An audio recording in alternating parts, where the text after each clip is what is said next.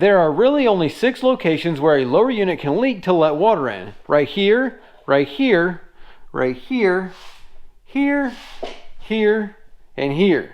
Now let's talk about the most common ones. Well, actually, let's start with these two, because this one and this one here is your drain and your vent. So when you fill it up, these are the two that get opened up. And on the back side of this, there is a gasket. So this gasket right here, this little black thing that is on top of that, that can leak.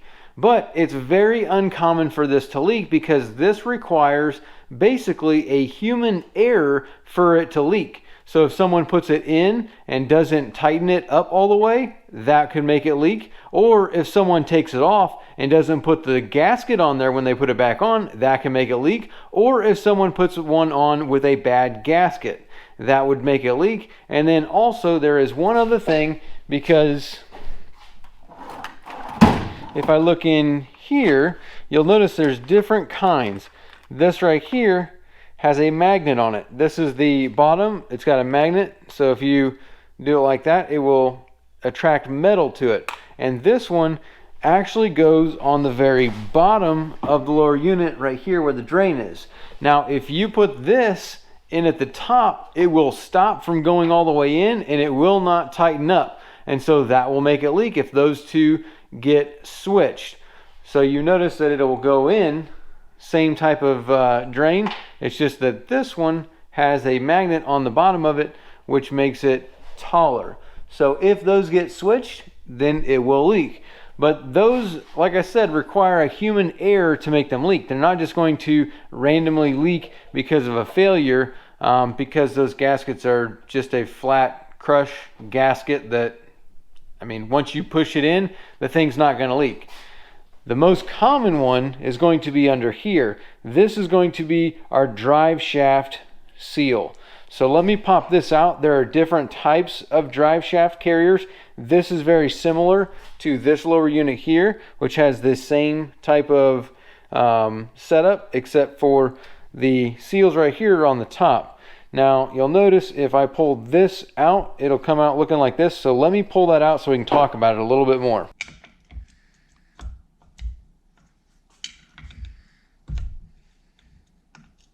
And if you enjoy all these tips, we do thank you for all your comments, and make sure you're subscribed to the channel. All right, so you can see how the seals are facing up on this one. They're put in from the bottom. It's the same type of seal, but this is just a different type of carrier that they're in. This one right here, same thing, but it sits down in, and the seals are facing up. You can access them from the top. So let me clean this off just a little bit so you can see a little bit more about this seal and what's going on here. You notice how it has this lip here. If we open up this seal, you see there's a spring there. And you can kind of go around and look at it, like all the way around, exposing that spring. Really, we could take this whole spring out, and we can show you what typically fails on these. So this spring is basically keeping tension on the seal to keep the seal like squeezed in. But if you look at that spring, you notice something about this? It's rusted and actually broken there in that spot. And so this spring has failed, and that failure, because it's not keeping that tension on the seal to squeeze it in onto the drive shaft, that's going to make it leak. And that's basically what typically fails on a lot of these seals. The seals are all the same way. You notice all this junk that's built up in here. That is usually what causes the failure, is you get a bunch of junk in here, and then that will eventually rust the spring. When the spring breaks, then it will let water into the gear case. So if this seal is not in good condition, or this right here, if you look around the outside, you see how it's all kind of like bubbling and like corroding and coming in. That will also make it leak. All this junk that builds up around it, that will actually start to warp the seal and push it in, which that irregularity in it and this drive shaft spinning inside of here, that shaft spinning like this the whole time, if that's spinning like that at, you know, a very significant RPM, that's going to leak. and that's what allows water into the gear case. Now these seals are the same thing. There's this type of model, there's this kind of drive shaft carrier, and then there's a normal one that goes in from the top on larger gear cases. These seals are the same thing as what goes on back here on the prop shaft. So if we look back here on this prop shaft, you can see it's basically the same seal. And that seal right there does the same thing. As this prop shaft is spinning, that seal inside of here is moving. So as you spin it, that seal and that spring is keeping it. You can kind of notice the seal moves a little bit as we spin it. That's what's going to cause a leak. And that is the same type of seal that is up here, only this one is upside down. It goes in from the other one. This is our shift shaft seal.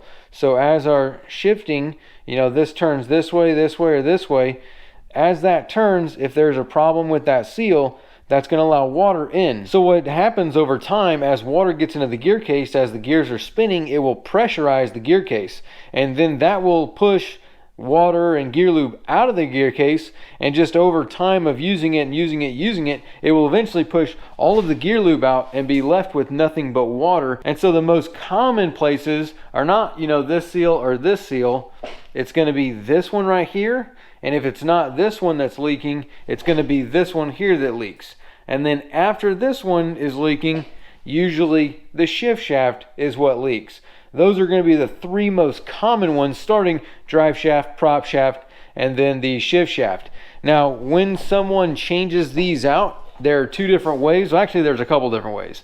You can pull the carrier, which is the manufacturer recommended way, but there's fewer and fewer people that do it that way, because you can access this seal from the back side here. You can actually just get in here with a seal puller and pull this seal out. You can also put screws in there and pull it out, but depending on who does it, you can scratch this prop shaft. And if you scratch the prop shaft where that seal rides, like if we look at this one over here, so you can see where that seal is riding in there, and if we take this off,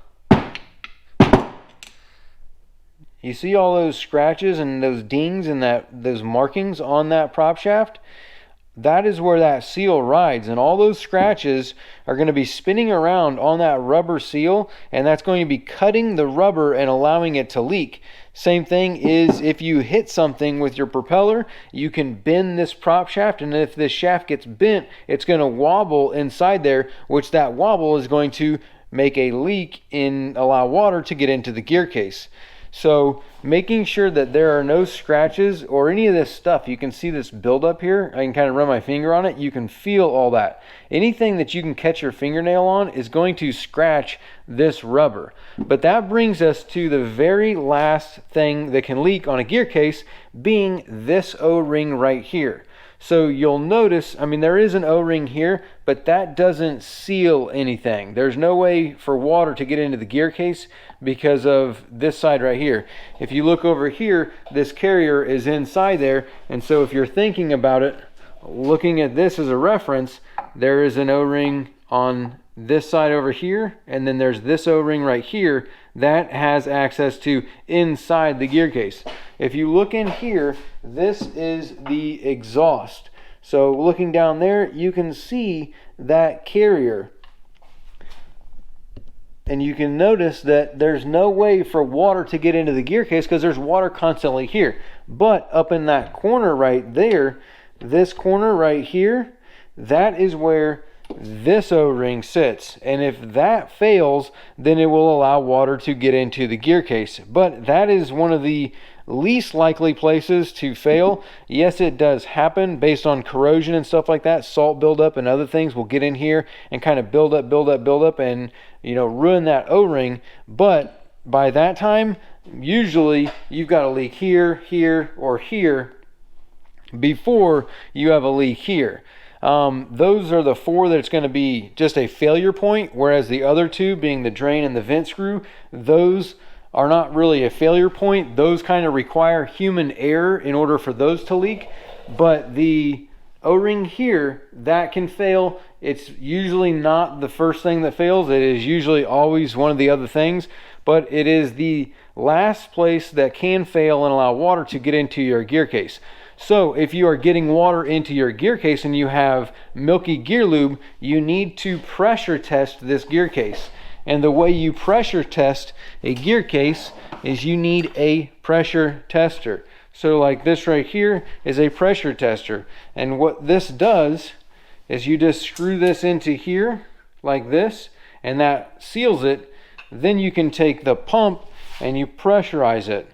So when you pump this up, there's also an O-ring on these bearing carriers, and I guess you could call that a 7th location for it to leak, but generally you're not leaking from the O-ring, you're leaking from the seals here, unless it's an older case where this O-ring is, it is corroded and the metal is pitted and gone and not making a proper seal where the O-ring sits. But that is, I guess you could say, the 7th location, but not a very common location. So now what we got to do is just basically pump this thing up.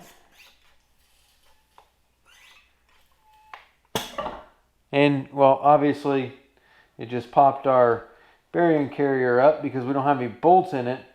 But that's what we're going to do. So we pump this up. Usually you want to get up to like 12 PSI is where most of them want, about 12 PSI.